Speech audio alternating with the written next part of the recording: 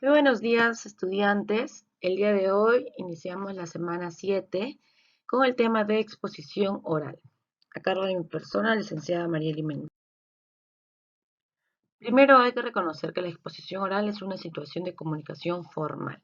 Es cuando una persona o más tienen que dar a conocer cierto tema o situación a un grupo, a un público específico, con fin de darlo a conocer o tal vez de difundirlo. La exposición oral puede darse en ámbitos académicos, profesionales o también en el ámbito político. Como habitualmente ocurre en vivo y directo, depende en buena medida de la organización y talento expresivo de los expositores, ya que estos deben captar la atención de su audiencia durante un periodo más o menos prolongado, en lo que se pueda disertar un tema en especial. La presentación oral es una exposición clara y estructurada de las ideas acerca de un tema.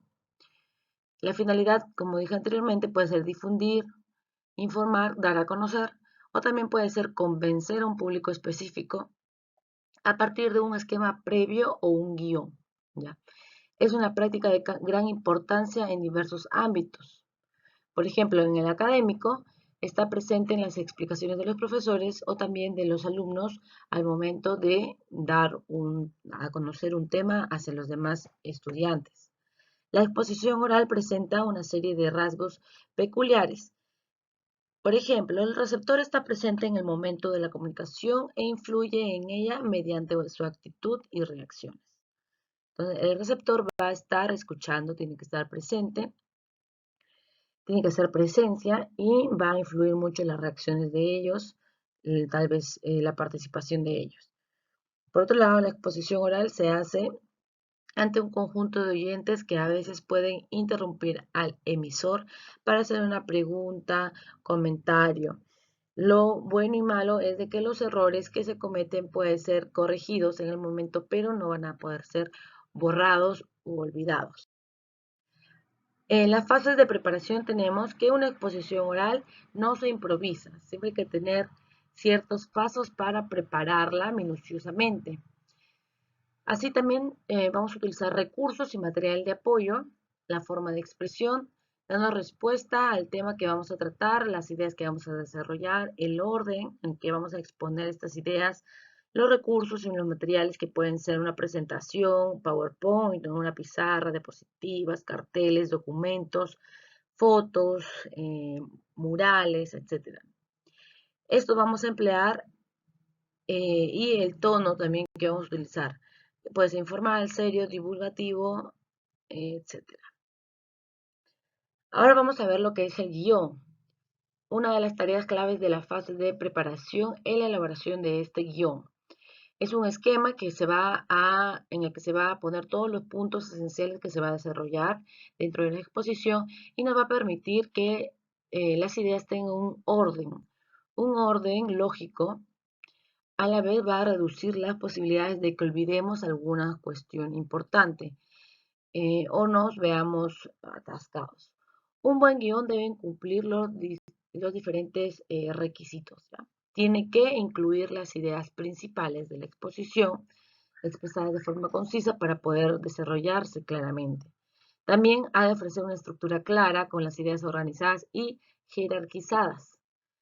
De este modo vamos a poder acceder rápidamente a la información sin confundirnos. Tiene que ser abierto, es decir, debe permitir la inclusión de nuevas ideas. Y debe contener todos aquellos datos, fechas, nombres, citas que se puedan reproducir y sean importantes en decirlos de forma literal durante la exposición. Ordenar la información en el párrafo. Y dentro del guión vamos a tener que gestionar las ideas de tal forma que tenga un orden específico dentro del párrafo. La información se puede ordenar según distintas estructuras.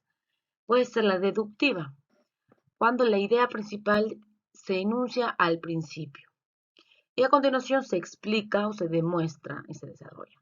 Por ejemplo, los avances científicos son sumamente beneficiosos para la humanidad.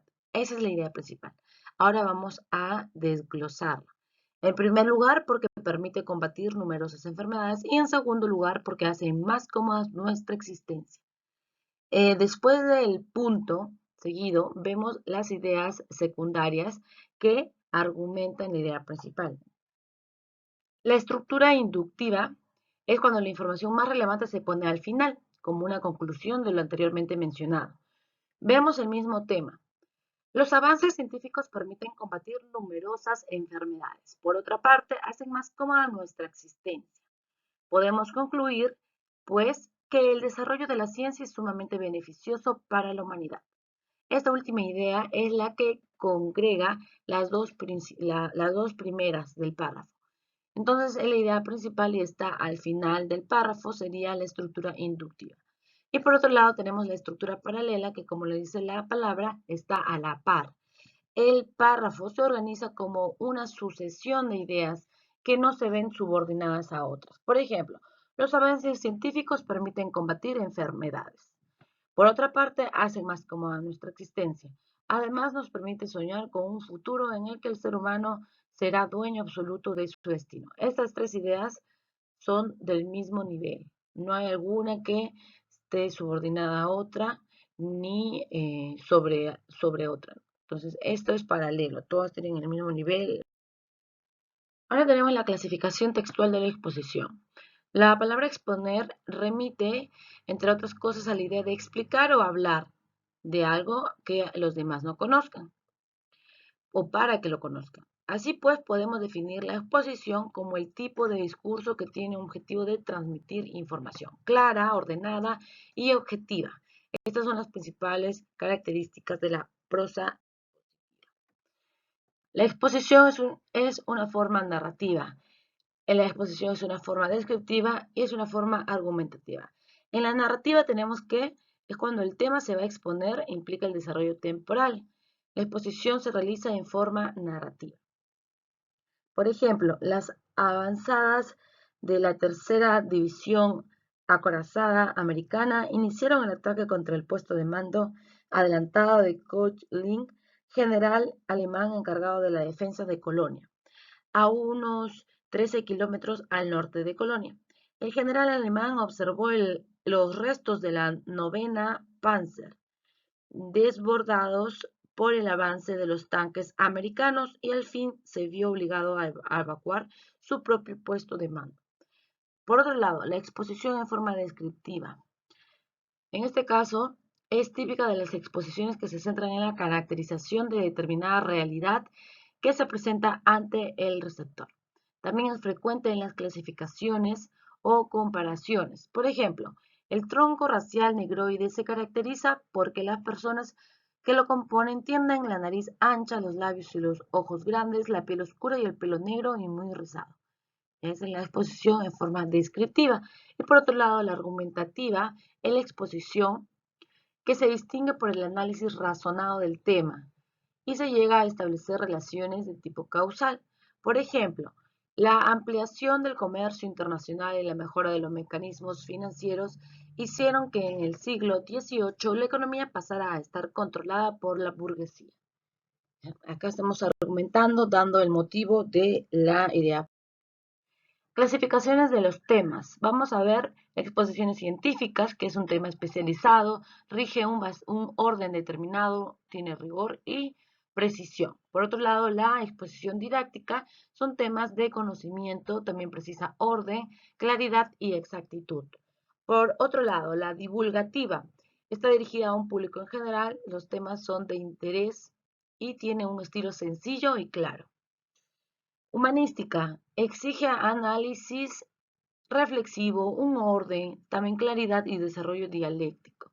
Y después la exposición periodística que necesita objetividad, claridad y exactitud en la información. En la realización de la exposición oral vamos a ver ciertos factores. Uno de ellos es la actuación. En la actuación tenemos que reconocer que el momento de estar en una exposición, el público no solo nos escucha, sino también nos está viendo. Por eso hay que tener cuidado en nuestra expresión corporal y la expresividad de la voz, que son influyentes al momento de la atención y el entendimiento de nuestro tema hacia el público. Hay que actuar con naturalidad y manejar el escenario. La exposición del cuerpo y la expresión facial tienen que ser lo más distendidas posibles. Además, hay que controlar nuestros gestos, evitando la gesticulación excesiva, aunque debemos remarcar los con ademanes oportunos aquello que estamos diciendo. La mirada es un elemento fundamental, ya que hay que mantener contacto visual con el auditorio, dirigiéndose al conjunto, más no solo a una persona, porque eso nos puede de cierta forma desconcentrar o afectar negativamente. La expresividad de la voz muestra pronunciación, así que debe ser clara y el volumen debe ser adecuado para que el mensaje llegue con nitidez al auditorio. Hay que evitar hablar con la voz demasiado baja o con la voz gritando. Una entonación modulada, acompasada de los contenidos, va a contribuir al éxito de nuestra exposición. Evitar el atropellamiento y la monotonía que acaban aburriendo al auditorio, provocando que no se entienda el mensaje. Asimismo, hay que estar pendientes de las expresiones de nuestro público para saber la situación. Otro de los factores, además de la actuación y el discurso, es la interacción con el auditorio. El orador debe estar atento a las expresiones y reacciones del público para reorientar su exposición en función a ellas. Si vemos que nuestro auditorio se aburre o se distrae, debemos dotar de mayor expresividad nuestra intervención o introducir algún elemento. Puede ser una pregunta dirigida hacia el auditorio, pausas, cambios de tono. El uso de materiales de apoyo va a servir para tener una base y desarrollar todas las ideas fundamentales del tema. Se puede usar PowerPoint, esquemas, gráficos, y esto va a ayudar y alimentar el tema de exposición. También se puede mantener una estructura en este material de apoyo para que se pueda comprender y también mantener a la atención del público. Se le va a hacer más fácil captar la información, las ideas principales, y hay que tratar de desarrollar las ideas más allá de solo leer las transparencias o las diapositivas. Después tenemos la estructura de una exposición oral. Primero, como en todo texto, en todo guión, hay un inicio, una introducción. Luego está el cuerpo, el contenido y finalmente el cierre de, de la exposición. En la introducción, el objetivo es despertar el interés del público, captar su atención y plantear las ideas centrales. Una aproximación al tema que sienta las bases para el posterior desarrollo. Se ofrecen algunos conocimientos previos o los más sencillos. Un abordaje también puede ser inicial, a partir del cual empezará a contribuirse el contenido. En el desarrollo tenemos el objetivo de concretar en sí el objetivo de la presentación, insistir en las ideas fundamentales y mantener la atención del auditorio. La extensión del cuerpo de las ideas que se desean transmitir con sus complicaciones, particularidades y los detalles que complementen la información. Así se concreta esta parte de la finalmente la conclusión o cierre, que es la parte final y en la que se resume lo expuesto, se da una conclusión. Se explica el tema, a partir de todo ello puede inferirse nuevas ideas que de ello se desprenden o la importancia del tema para futuras investigaciones. Todo eso podemos resumir en el cierre. El objetivo es resumir nuevamente el punto central de la exposición y responder a la pregunta inicial o la tesis. Dentro de los elementos de la exposición está el expositor, que es el que la realiza, el conocedor del tema, ¿no?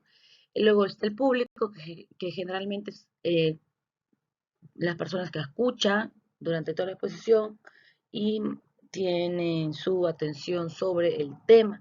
Y después está el material de apoyo, que es los recursos que utiliza el expositor para hacer entender su tema. Tipos de exposición. Tenemos la mesa redonda, que es cuando un grupo de expositores se organizan para conversar sobre un tema y pueden intervenir voluntariamente. Después está el panel de discusión, cuando los expositores hablan por turnos al público y por último se produce un debate con preguntas. Después está la conferencia o lectura, cuando uno o varios expositores por turno leen o comentan un texto al público y aportan la explicación. que es necesaria para que se entienda.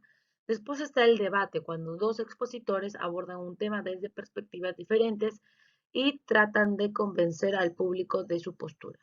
Y finalmente tenemos el simposio, un panel de especialistas que aborda una temática desde sus puntos de vista. Luego el público interviene mediante preguntas y dudas que son aclaradas.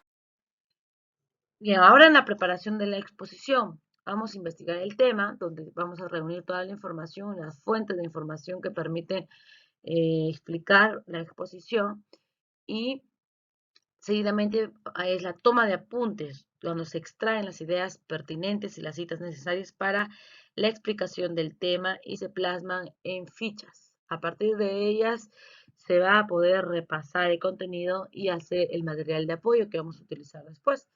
Después está la elaboración de un esquema. En esto se hace un esqueleto de la exposición, como un esquema que ordena el modo de presentar la información, atendiendo siempre lo más general a lo más específico o de lo más simple a lo más complejo. Y después tenemos la elaboración del material de apoyo. Una vez que se sepa el orden del contenido que vamos a exponer, se puede decidir qué habrá como material de apoyo en cada etapa de la exposición. Y finalmente la práctica, que se realice una exposición de prueba, cronometrando el tiempo empleado para asegurarse de estar dentro de los límites permitidos. En los tipos de audiencia tenemos la especializada, que es los profesionales que van a entender los términos técnicos, las ideas complejas y van a ser también más exigentes en la claridad y en los conceptos. Y después está la audiencia no especializada, que es una audiencia más heterogénea con distintos gustos, profesiones y va a ser mucho más fácil de impresionar. Sin embargo, también va a ser más difícil que ellos comprendan los conceptos o ideas complejas respecto a nuestro tema de disertación. Finalmente tenemos el buen orador. Este tiene que tener una buena dicción, pronunciar correctamente las palabras. Tiene que emplear un tono de voz lo suficientemente alto y sin gritar. Hablar de manera lineal y ordenada, sin atropellarse, dudar o retroceder. Dialogar con el material de apoyo y que no se distraiga con él. Y también emplear una postura corporal armónica y que no denote inseguridad, dudas. La vamos a dejar durante la clase y muchas gracias por la atención. Ya eso sería